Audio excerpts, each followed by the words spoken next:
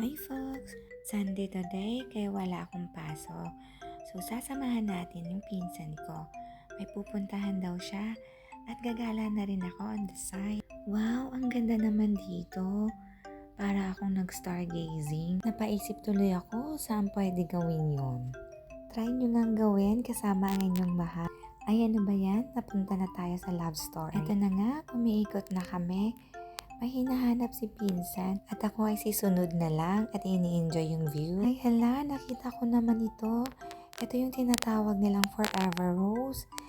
At maganda daw ito pang regalo sa inyong mga mahal. Ano ba to? Ba't ba ako dinadala sa mga pamahal-mahal?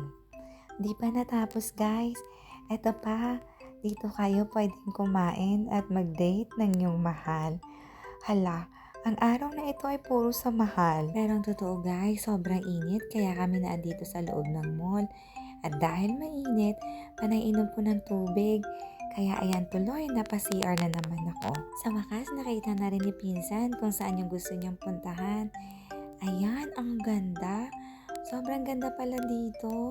Ito yung tinatawag nilang Dubai Marina. Ang dami mga yate, pero di ko kinaya ang init, folks. Kaya balik na lang tayo sa loob ng mall. At habang nagpapalamig, inom tayo ng mainit. Dahil coffee is life. Ayan, ito yung paborito kong kapihan. Masarap dito. Pero, kape lang. Tidma muna natin yung mabango at katakam-takam nilang cinnamon. Have a nice day, folks. Until then, ciao!